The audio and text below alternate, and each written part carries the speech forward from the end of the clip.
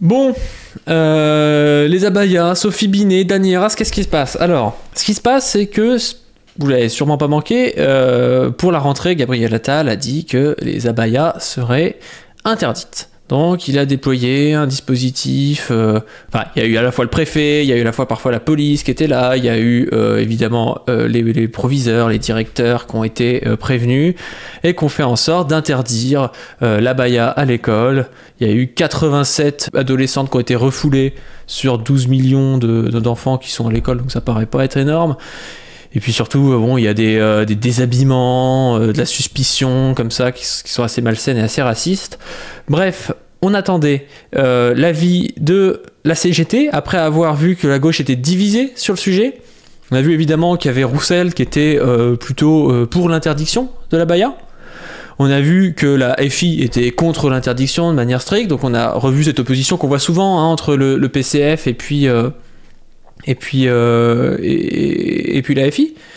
Et moi j'attendais la réaction de Sophie Binet de la CGT, parce qu'on sait que la CGT c'est plus grand, ça englobe en fait tout ça, c'est je crois 800 000 personnes, donc c'est assez grand, et ça permet un peu de sonder plus largement ce que pense la gauche qui se bouge un peu sur les manifs, sur les grèves, sur des trucs comme ça.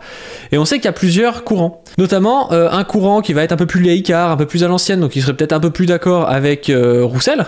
Et puis un courant qui va être un petit peu plus dans le courant actuel, on va dire, moi je dirais un peu mieux formé peut-être sur ces questions-là, et qui va être contre cette interdiction en comprenant qu'elle est quand même raciste et qu'elle est orientée toujours dans la stigmatisation d'une partie de la population sur en plus un habit qui est même pas un habit religieux. Enfin bref, si vous voulez voir un peu mon avis sur notamment le voile, la loi de 2004, la laïcité à l'école, j'avais fait une vidéo sur ma chaîne principale Pas du Ring qui s'appelle le lapin du futur, enfin c'est un truc sur le lapin du futur, c'est la seule sur le lapin du futur, et je parle voilà, d'un point de vue marxiste et léniniste de la question du voile. Donc Sophie Binet avait d'abord eu un avis de ce type-là. Elle nous avait dit ça à France Inter sur l'abaya.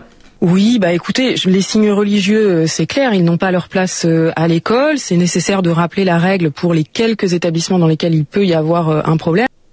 Donc voilà, elle disait, ça n'a pas sa place à l'école parce que c'est un signe religieux. Et donc, bah, il faut que la règle elle soit claire. En plus, on sait que bon, c'est une ancienne CPE, donc c'est quelqu'un qui a quand même bossé dans les collèges, lycées, et donc voilà, qui voulait une règle claire pour que ce soit plus simple pour les gens, qui disaient ouais, bah c'est normal en fait d'interdire les abayas, donc qui rentraient un peu dans ce que voulait le pouvoir, hein, dans ce que voulait la Macronie, c'est-à-dire l'interdiction et puis la stigmatisation, la séparation aussi des populations entre populations d'origine nord-africaine et africaine et puis les autres, quoi. Enfin bref. Vous voyez le truc. Du coup, bon, elle s'est faite clasher par Dany Heras. Et Dany Heras n'ont pas cru que son avis était possible, était amené à changer. Moi, voilà, je l'avais senti parce que je suis omniscient et j'avais dit, voilà, il faut qu'elle évolue. J'avais fait un tweet un peu bienveillant. J'avais dit, Sophie, là, tu fais de la merde, mais en fait, tu peux évoluer. Tu peux essayer de revoir un peu ton avis, peut-être de demander à la CGT. Parce qu'on voit que dans son avis, elle dit pas, moi, je suis contre les abayas, machin. Elle dit, les signes religieux sont interdits, c'est un signe religieux, donc il faut que ce soit interdit. On voit qu'elle y va avec des pincettes, quoi. Donc moi, je sentais un petit peu de faiblesse, on va dire, dans sa position. On a Dany Heras, qui clash notre amie Sophie.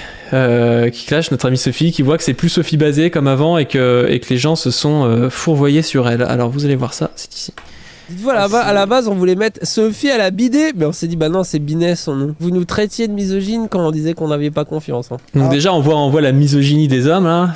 Deux hommes qui critiquent une femme, bravo la misogynie.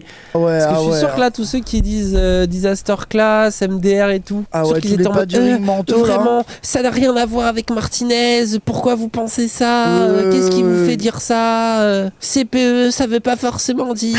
Tu te rappelles? Puis c'est une femme, c'est forcément basé.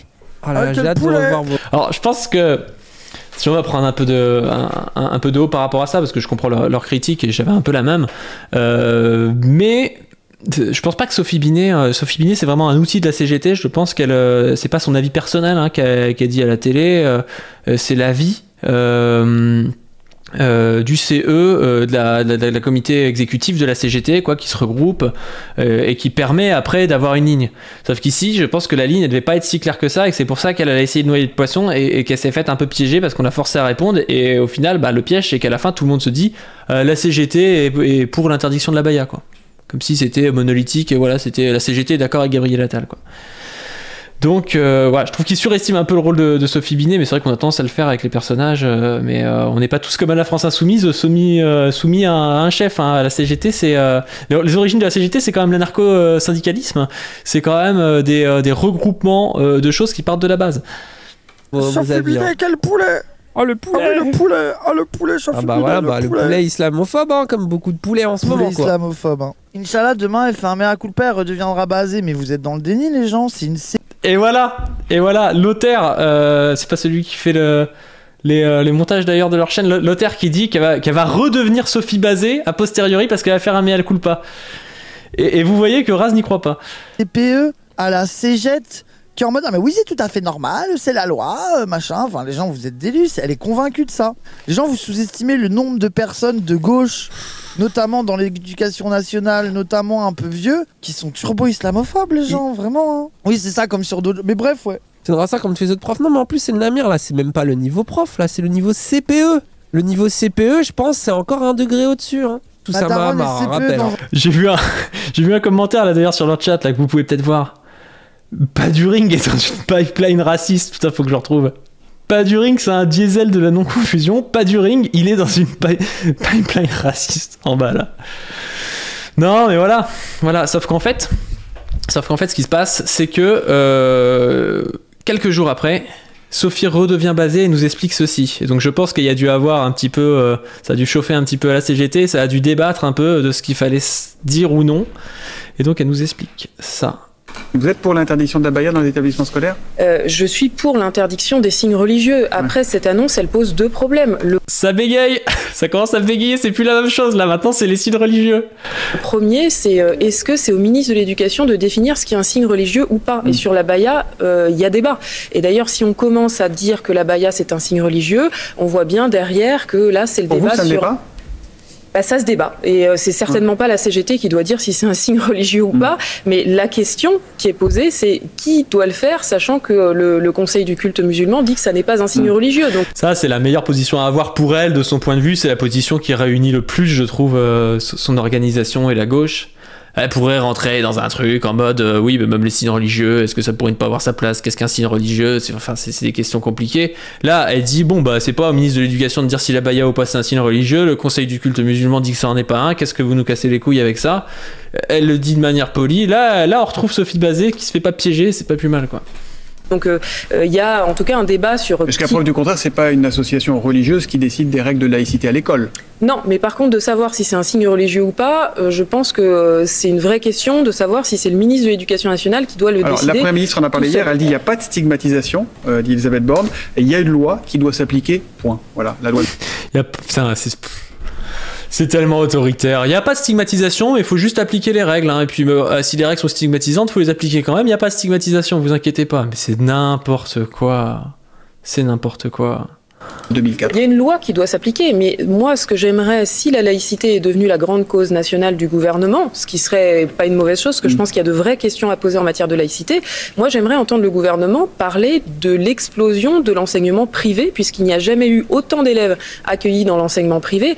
Bon, je pense que le gouvernement sait de quoi je parle, puisque le ministre de l'Éducation y a fait toute sa scolarité. C'est peut-être de ça dont il faudrait... Et là, je te le pique, mais c'est vrai que Gabriel Attal n'a jamais foutu un pied à l'école publique, quoi. D'ailleurs, là, il va y aller dormir 2 jours dans un internat. Le mec, ce sera sa première expérience avec l'école publique. Enfin, c'est un peu délirant, quoi. Hein. On pourrait parler plutôt que de la situation de 150 établissements scolaires. On n'est pas moins bien ou moins bon citoyen quand on est dans le privé ou dans le public. Non, mais par contre, quand on défend la laïcité et l'enseignement public, ce qui est le propre de l'enseignement public, ce serait quand même bien de parler et de dire qu'est-ce qu'on fait face à l'augmentation de l'enseignement privé. Moi, je pense que c'est un problème et que le ministre de l'Éducation nationale devrait lutter contre, parce que le développement de l'enseignement privé, c'est la ségrégation scolaire que ça organise. Et puis, dans l'enseignement privé, par définition, il n'y a pas de laïcité. Et là, visiblement, ça dérange personne.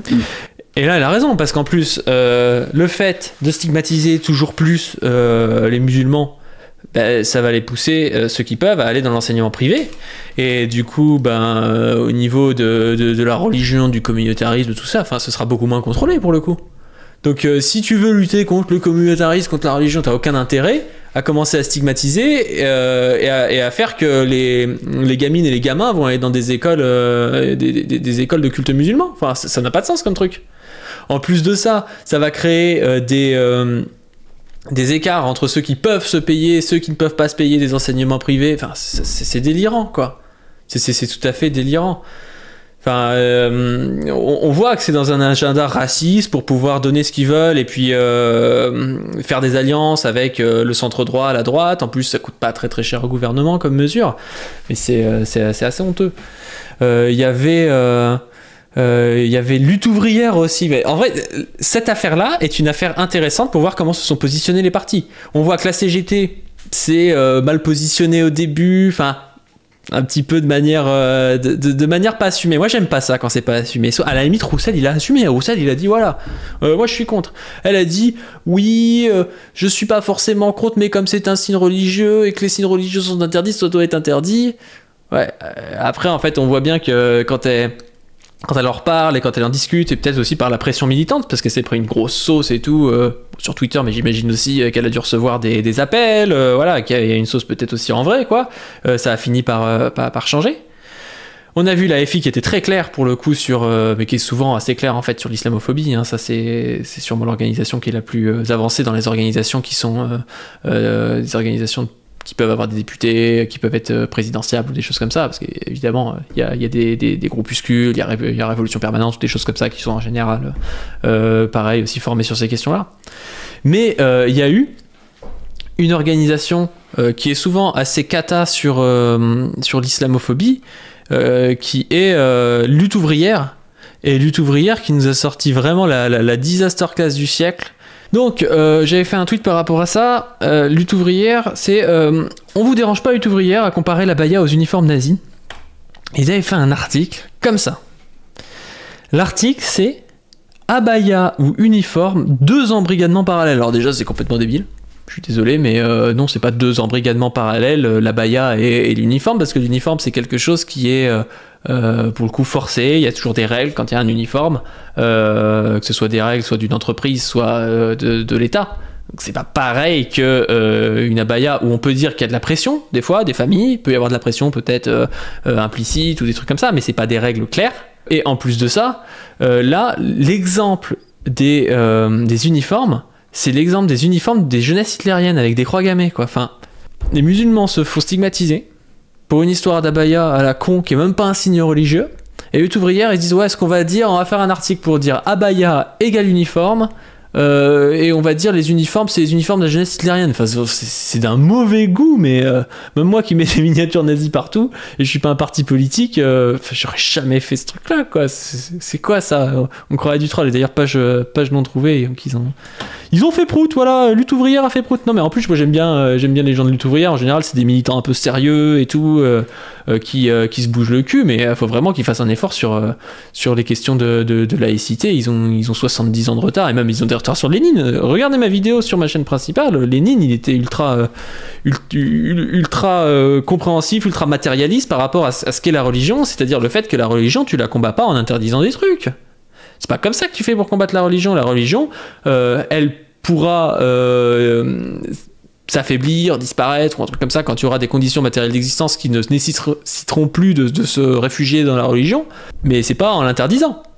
Et donc c'est par le socialisme que les communistes pensent pouvoir, et par le communisme que les marxistes pensent pouvoir lutter contre la religion. C'est pas en interdisant des trucs, quoi. Parce que quand tu interdis des trucs, tu empêches des gens qui sont déjà dominés et qui se réfugient un peu dans ces choses-là d'avoir les choses où ils se réfugient, quoi. Je suis pas très très clair, mais tu les empêches en fait d'avoir des repères culturels qu'ils utilisaient parce que justement ça faisait partie des gens les plus dominés. Autant les religions qui sont des religions de domination du pays, par exemple, bon aujourd'hui on a l'impression que la religion de domination du pays c'est le laïcardisme, mais je sais pas, il y a 100 ans c'était clairement le catholicisme, aujourd'hui il y a un relent un peu de catholicisme, mais j'ai l'impression que le laïcardisme est quand même vachement mis en avant aussi comme étant le truc auquel il faut forcément adhérer.